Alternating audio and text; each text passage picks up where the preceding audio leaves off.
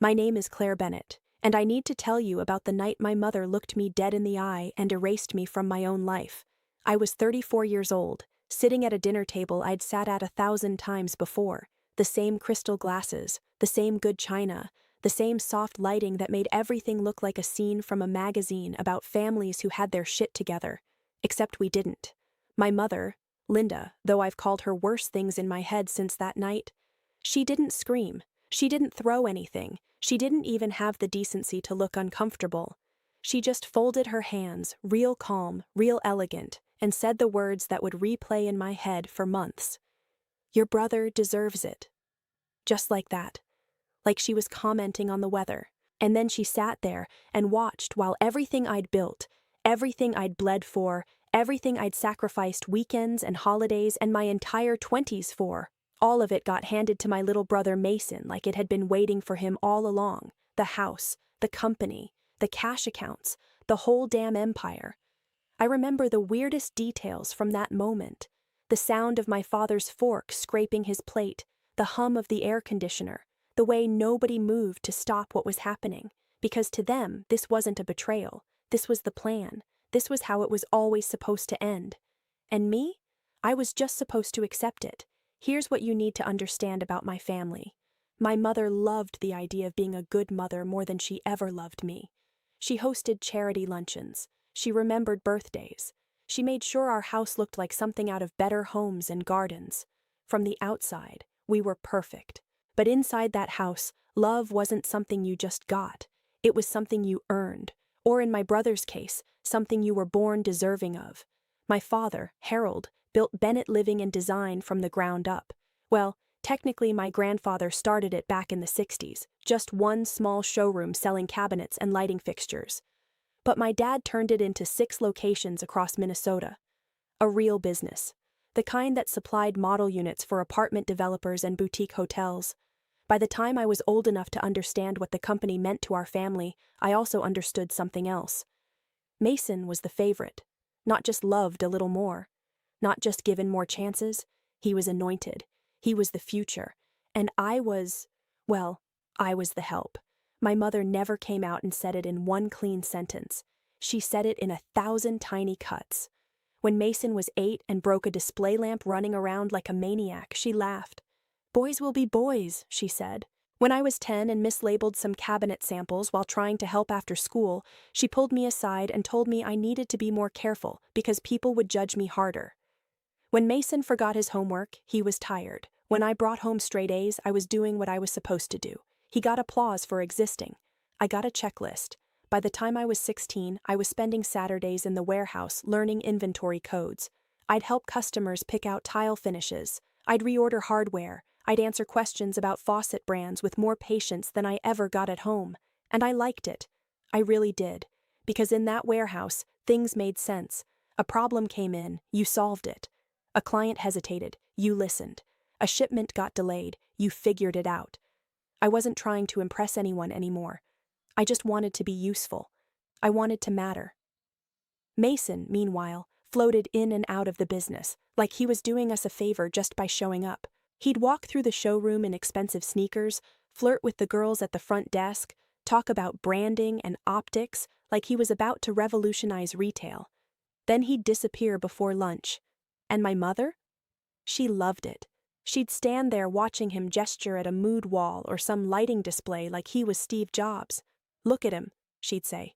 "He has presence. That's something you can't teach." What she meant was that he had the kind of confidence only unearned privilege produces. My dad saw more than he let on. I know he did.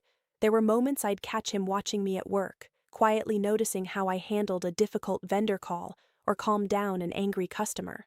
Once, when I was 19, he found me in the back office on a Sunday, fixing a purchase order error that would have cost us nearly 12 grand. He stood in the doorway for a long moment, then said, "You've got a good eye for this business." It was one of the few real compliments he ever gave me, and I held on to it like a life raft for years. But here's the thing. Whatever my dad saw in me, my mother always decided what it meant. And in her story, I wasn't the protagonist. I was the loyal sidekick, the reliable one, the daughter who could handle disappointment without making a scene. Mason was the legacy, the heir, the one who'd stand in the center of it all one day and take credit for a structure other people built. Even back then, I knew it wasn't fair. But when you grow up inside unfairness, you don't always recognize it as abuse. Sometimes you just call it family. Sometimes you call it motivation. Sometimes you tell yourself that if you just work a little harder, stay a little later, prove yourself a little more, maybe, they'll finally see you. That lie kept me loyal for way too long.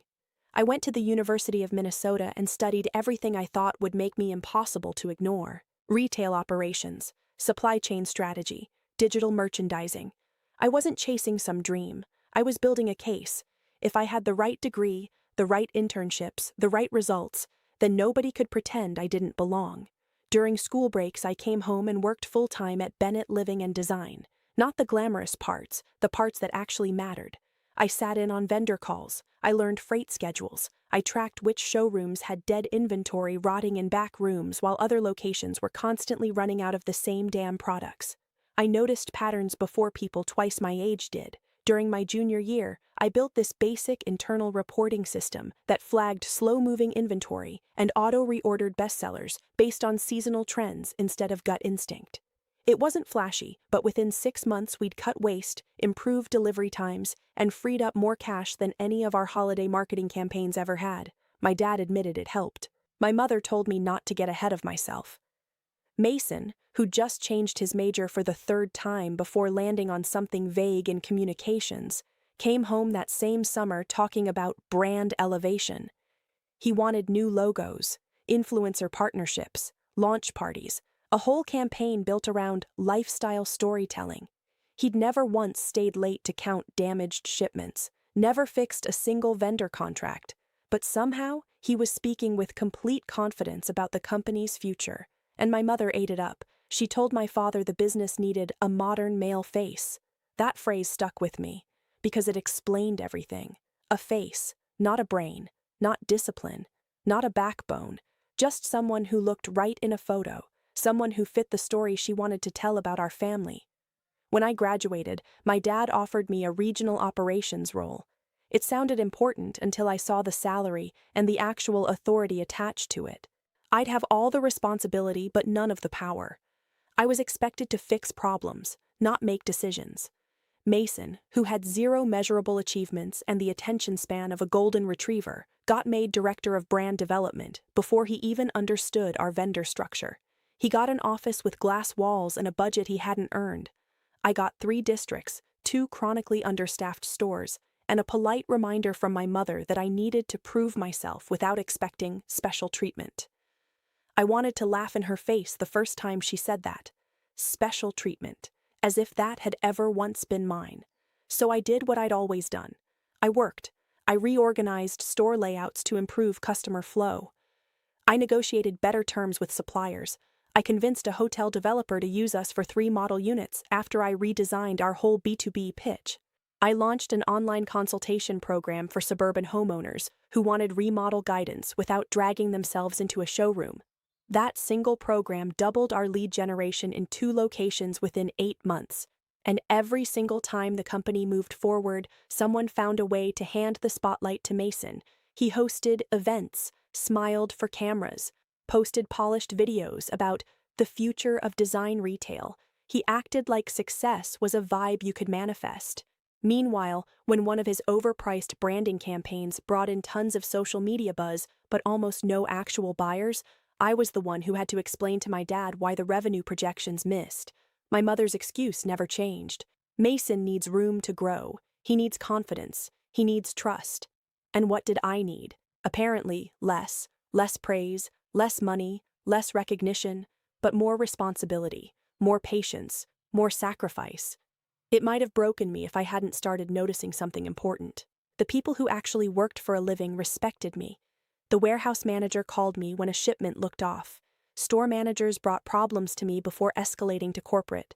Vendors answered my emails first. I wasn't imagining my value. I was living proof of it every single day, but inside my own family, value only counted if it fit the narrative they wanted to believe. And the cruelest part? I wasn't waiting for success. I already had it.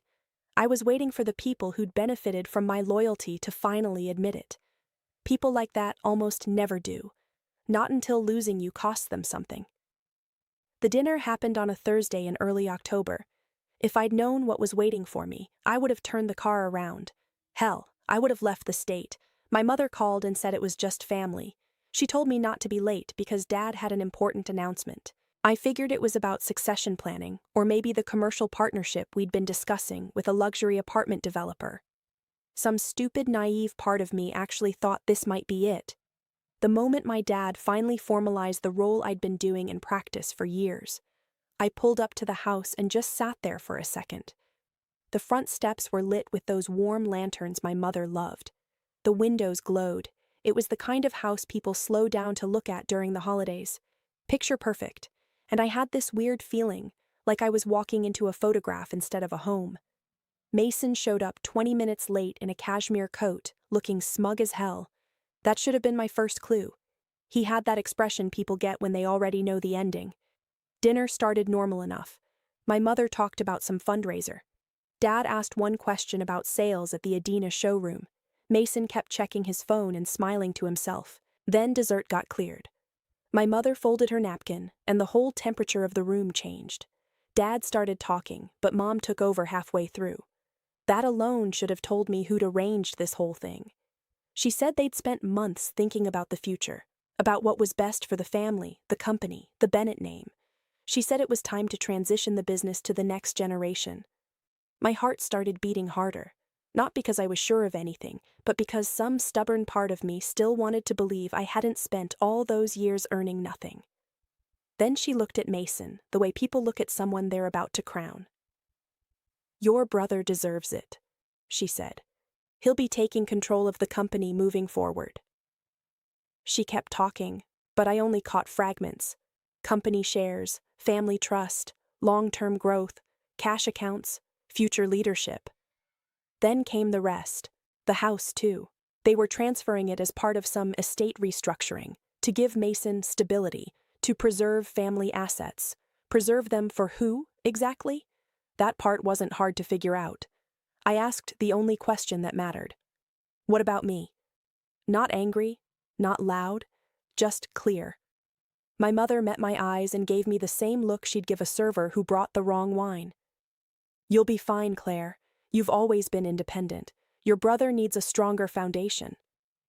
I looked at my dad then. He wouldn't hold my gaze. He said something about a severance package if I wanted to step away during the transition. If I wanted to step away. Like I was being offered a graceful choice instead of being erased from my own damn life. Mason leaned back in his chair, trying not to smile too wide. I asked if he'd known. He shrugged. "Mom and Dad are doing what makes sense." Then my mother delivered the final cut, calm as anything. "Since the house will legally be under Mason's control, it makes sense for you to make other arrangements. I think it would be healthiest if you moved out tonight." I'd been staying there temporarily while my condo building dealt with some renovation issue. Just a couple weeks, maybe a month. And suddenly, that practical little detail became the blade they used to slice me out cleanly.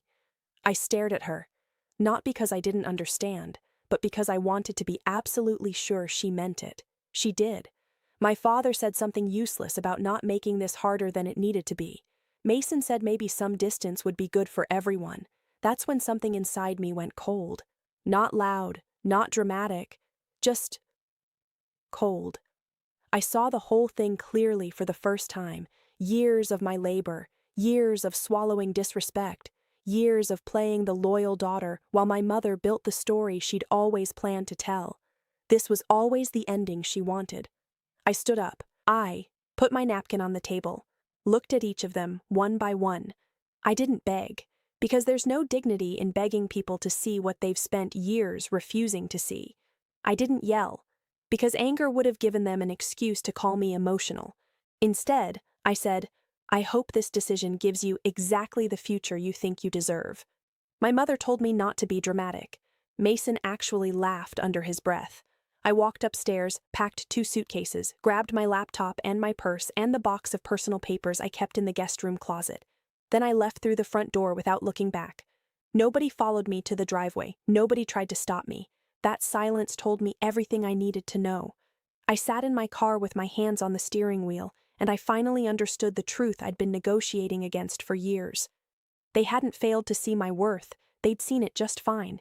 They'd just decided it was more useful to exploit than to honor. The next morning, I resigned from the company. By the end of the week, I'd rented a furnished apartment in Chicago.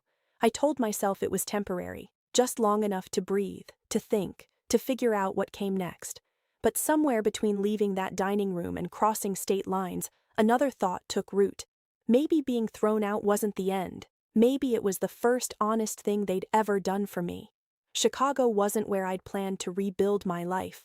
It was just the first city that felt far enough away to break the spell.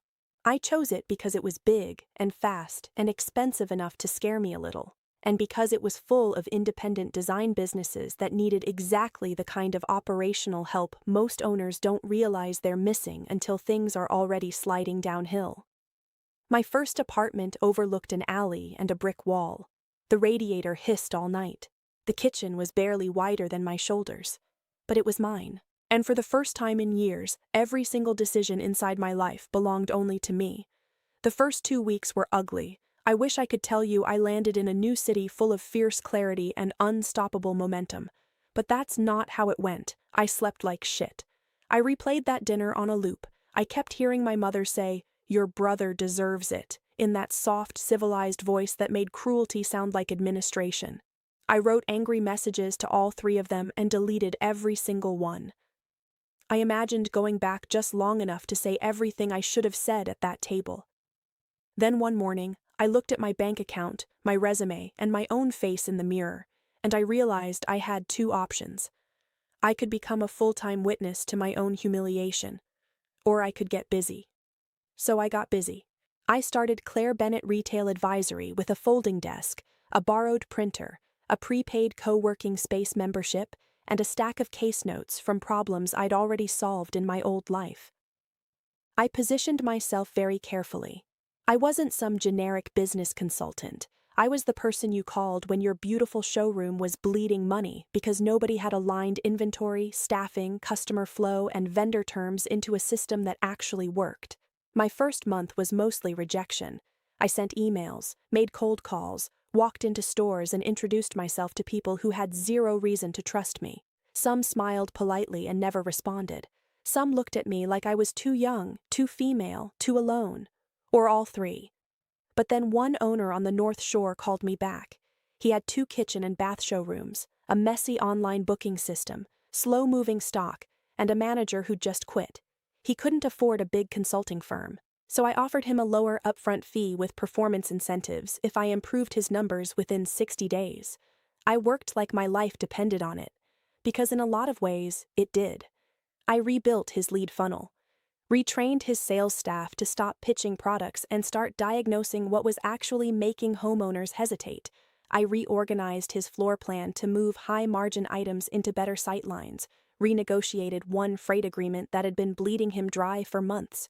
By the end of 8 weeks, his appointment conversion rate was up, his cash flow was steadier, and for the first time in nearly a year, he sounded relieved when he called. He referred me to a friend who owned a tile showroom.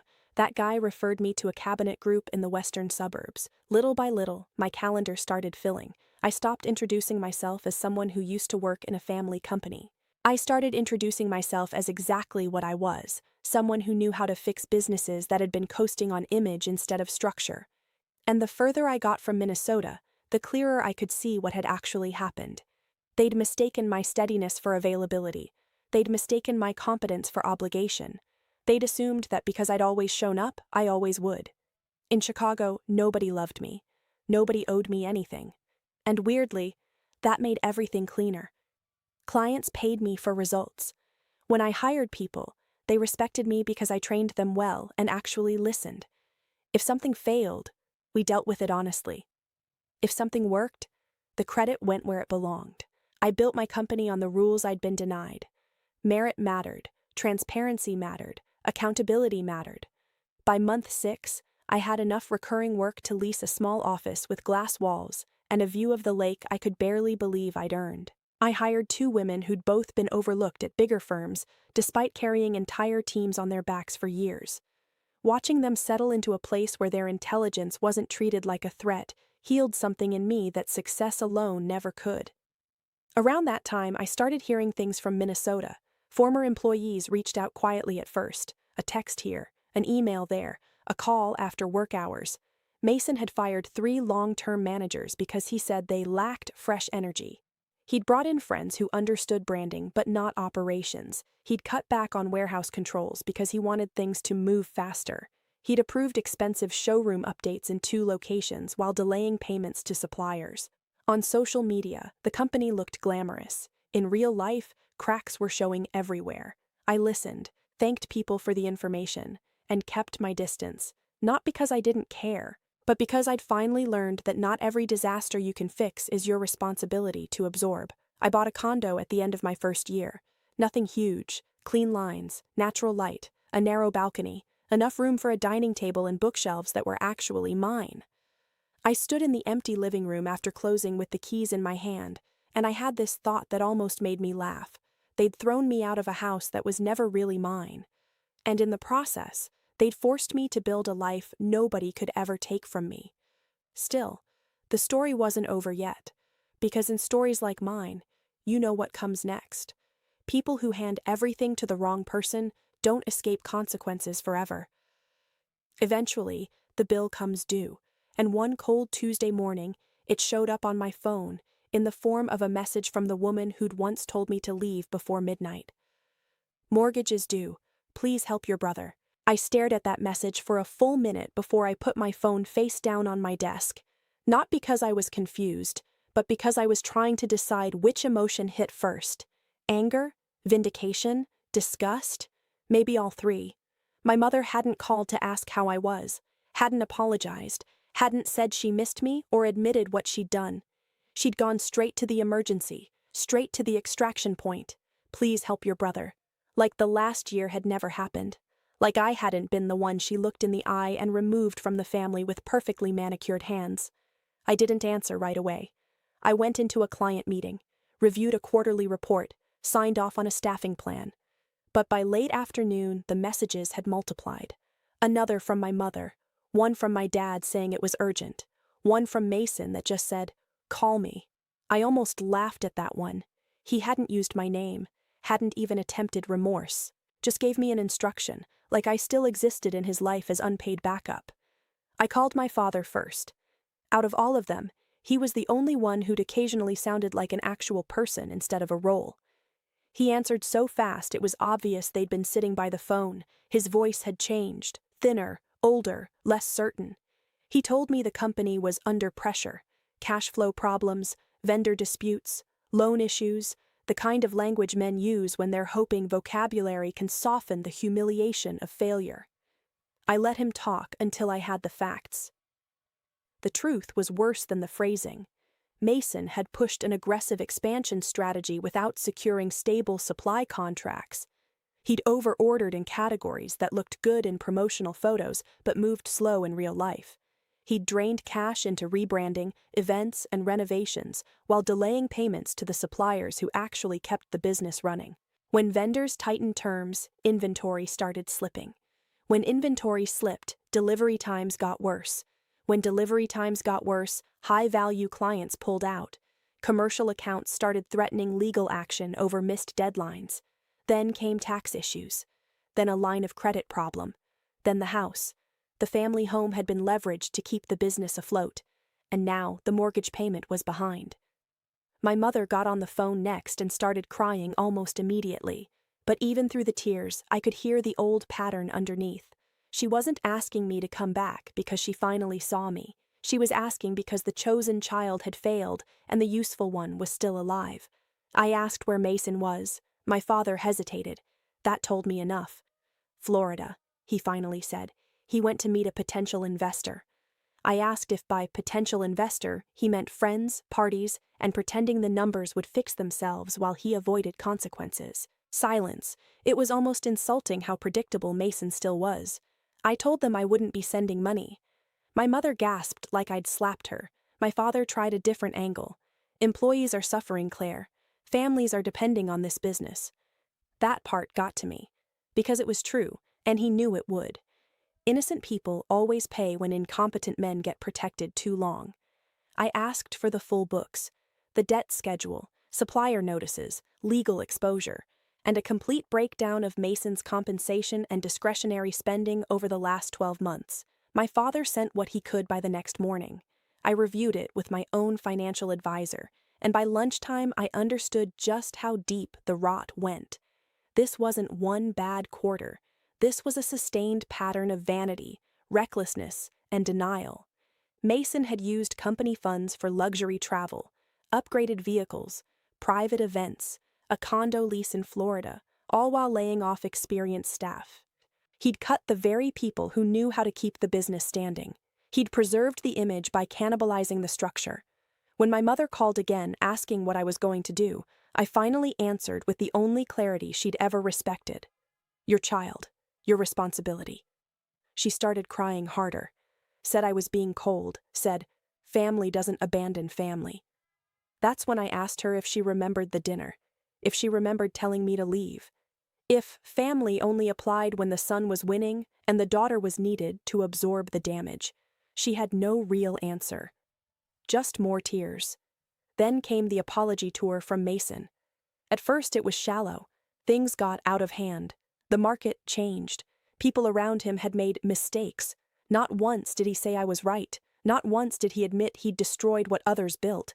When I didn't respond, he escalated. He called. I let it ring. He texted again, said he needed help before the bank froze everything.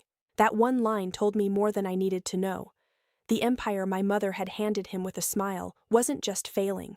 It was collapsing in real time. My father begged for a meeting in person. I almost said no. But after one sleepless night staring at my ceiling, I agreed. For exactly one reason, not to rescue them, to look them in the eye while they finally confronted the cost of what they'd done. When I walked into the old conference room 2 days later, I barely recognized the place. Cheap updates that looked even cheaper in person. Dead plants in the corners. Dust on the display shelving. You could feel the stress in every corner. Mason looked tanned, exhausted, and suddenly so much smaller without all that admiration propping him up. My mother looked older than I'd ever seen her. My father looked ashamed. They wanted me to fix it. Not advise, not consult, not review. Fix it. Step in. Stabilize the company. Reassure suppliers. Calm the staff. Undo a year's worth of damage. Because apparently, that was still the role they'd assigned me in their heads, the cleanup crew. But this time, I wasn't the daughter sitting at the table hoping fairness would show up if I just argued well enough. This time, I had terms. I told them I wouldn't cover personal debt. I wouldn't restore Mason's status. I wouldn't return as some silent workhorse while someone else played king. If I touched that business at all, it would be under a formal restructuring, with total operational control, public leadership authority, zero financial access for Mason, mandatory asset liquidation on his end, and a written acknowledgement that the company had been damaged by his decisions. My mother looked horrified. Mason looked offended. My father looked like a man finally meeting the price of his own cowardice. They asked for time to think. I stood up to leave and told them something I wish I'd understood 10 years earlier. Talent isn't family property. You don't get to humiliate someone, throw them out, and then demand their gifts back when your favorite child sets the house on fire. They didn't accept my terms that day. Of course they didn't. Pride survives long after the money starts dying. My mother still wanted a miracle that would protect Mason from shame. My brother still wanted help without surrender. My father still wanted peace more than truth. And I was done financing peace with my own self-respect. I flew back to Chicago the next morning and went straight into work. For the next few weeks, they kept trying. Different messages, different emotional costumes. My mother sent photos of the house like memory itself could work as blackmail. My father wrote one long email about legacy and duty and how much my grandfather would have hated to see the company in distress. Mason sent a message after midnight saying he knew he'd made mistakes and just needed a little runway to recover. That phrase almost made me laugh. A little runway. Like what he needed was just one more soft landing. I answered only once after that. I told them my offer had expired, that their hesitation told me everything. They still saw me as a backup plan, not the person who'd actually earned authority. After that, I blocked Mason entirely and routed my parents to email only. Then I went on with my life. And here's the part people who've never lived through family betrayal don't always understand. Distance isn't cruelty. Sometimes distance is the first honest form of love you ever show yourself. Over the next 6 months, everything my mother had protected in Mason started collapsing in public. 2 more suppliers filed actions for non-payment. A commercial client sued over missed deadlines and incomplete installations in a luxury apartment project Mason had oversold and understaffed. Employees started leaving in waves. One longtime store manager, a woman who'd worked for my father for 27 years, resigned in the middle of a Saturday sales event after Mason blamed her for a delivery chain failure he'd caused by ignoring basic purchasing caps. The bank tightened everything. The house went into formal foreclosure proceedings. Mason tried selling one of the showrooms, but because of the debt exposure and reputational damage, the offers came in low and late. By then, it barely mattered. The business wasn't a wounded company anymore. It was a carcass with a logo still attached. My father called once from the driveway while movers were inside the house. His voice broke when he said they were losing it, not just the building, the idea of themselves inside it. I listened. I didn't rush in to hold the pieces together. There's a difference between compassion and rescue, and I'd finally learned it. I told him I was sorry for the employees who'd lose their jobs. I told him I wished he'd found his voice years earlier. He cried quietly, and for the first time in my life, I heard a father mourning not just his business, but his own failure to protect the right child. My mother didn't call for weeks after that. When she finally did, she sounded stripped down in a way I'd never heard before. No social polish, no moral superiority, just a tired woman sitting in the consequences of her own choices. She told me they were moving into a small rental outside Bloomington. She told me Mason had sold the car, the watch, most of the furniture from the Florida condo. She told me he was interviewing for sales jobs and that people who used to take his calls now ignored them. Then she said the one sentence she should have said years earlier. I was wrong about him, and I was wrong about you. I wish that sentence had healed me. It didn't. Some truths arrive too late to restore what they broke.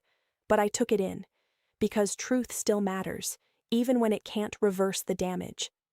Mason eventually found work as a flooring sales associate at a regional home improvement store. Not management, not strategy, not executive anything, just a name tag, a schedule, and customers asking practical questions he couldn't charm his way around. There was a brutal justice in that. For the first time in his life, he had to stand on a sales floor and produce value in real time. No inheritance, no family mythology, no mother translating his mediocrity into destiny, just work. My father took a consulting role with a smaller local supplier to cover what little retirement savings they had left. My mother stopped hosting luncheons and disappeared quietly from the social circles that had once treated her as untouchable. The family that had worried so much about legacy discovered something simple and humiliating. Legacy isn't what you keep because your son is standing in the frame. Legacy is what survives after character has been tested. Mine did, theirs didn't. As for me, my company grew from that small office into 3 cities over the next 2 years. We specialized in stabilizing design retail businesses that had strong products but weak systems. We hired smart people who'd been underestimated elsewhere. We trained women to lead without apologizing for being competent. We rewarded accountability instead of performance theater. I built the kind of company I'd once begged my family to let me help them create. And here's the lesson I carry now, the one I'd want every person hearing this story to really take in. Never let the people who benefit from your sacrifice become the ones who define your worth. If someone only values you when they need your labor, your money, your silence, or your rescue, that's not love. That's dependency dressed up as family. Setting boundaries isn't cruelty. Walking away from humiliation isn't selfishness. Refusing to keep saving people who keep choosing the wrong lesson isn't revenge in its ugliest form. Sometimes it's the healthiest form of justice available to you. I used to think strength meant staying until I was finally recognized. Now I know better. Strength is recognizing yourself before they ever do. Strength is building a life that doesn't collapse just because someone else refused to honor your value. And here's the most important truth I learned. One I hope helps somebody out there right now. Favoritism doesn't just destroy the child who gets neglected. It also destroys the child who gets overprotected. because a person raised without consequences eventually collides with the world in the hardest possible way. My mother didn't help Mason by giving him everything. She ruined him.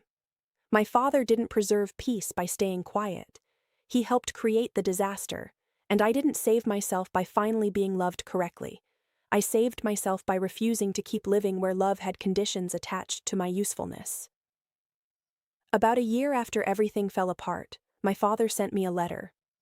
Not an email, an actual handwritten letter.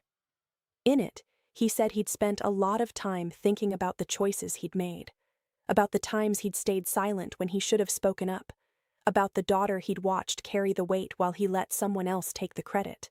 He said he understood if I never forgave him, but he wanted me to know that he saw me now, really saw me, and that he was proud of what I'd built.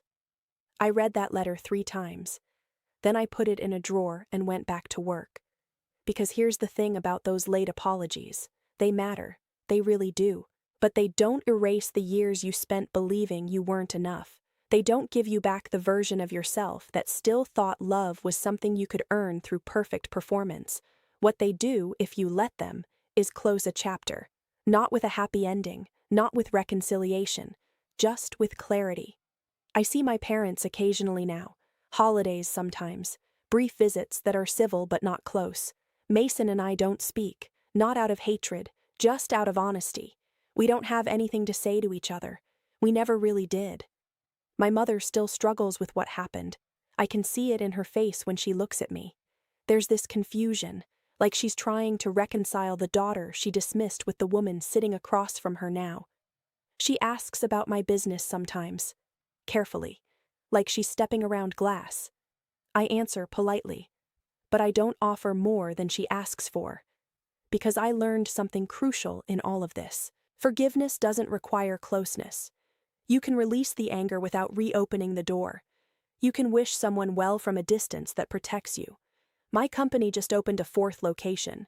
We're working with a nonprofit now too, helping women who've left toxic family businesses start their own ventures, teaching them how to value themselves when the people who were supposed to do that first never did. It's some of the most meaningful work I've ever done, because I know exactly what it feels like to be good at something and still be told you're not enough, to be essential and still be treated as optional, to carry people who never once thought to carry you. So no, I didn't go back and save the family empire they handed to my brother. I built something better, something honest, something mine. And in the end, that was the only inheritance that ever had real value. Not the house, not the company name, not the approval I'd spent years chasing. The real inheritance was the moment I finally stopped waiting for permission to know my own worth. That's what I walked away with, and that's what nobody can ever take from me. If you're listening to this and something in it sounds familiar, if you're the one who keeps showing up, keeps sacrificing, keeps hoping that maybe this time they'll finally see you, I want you to hear this. You don't need their permission to leave. You don't need their blessing to value yourself. You don't need them to admit what they did for you to start building something better. The people who should have protected you might never apologize. The ones who should have celebrated you might never change. And waiting for that moment might cost you the only life you'll ever get. So stop waiting. Stop negotiating with people who've already shown you exactly who they are.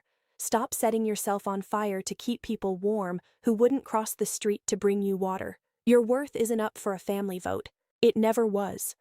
And the moment you truly understand that, the moment you stop performing for an audience that was never going to applaud, that's when your real life starts. Mine started in a tiny apartment in Chicago, with a radiator that hissed and a view of a brick wall. Yours might start somewhere completely different. But I promise you this. It starts the moment you choose yourself, even when no one else will. Especially then.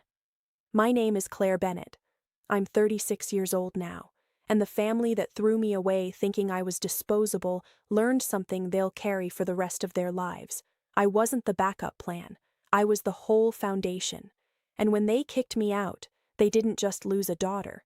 They lost the only person who actually knew how to build something that lasts. I didn't need them to survive. Turns out, they needed me. And by the time they figured that out, I'd already built a life they couldn't touch. That's not revenge. That's just gravity. What you protect eventually reveals its true weight, and what you discard sometimes turns out to be the only thing that ever really mattered.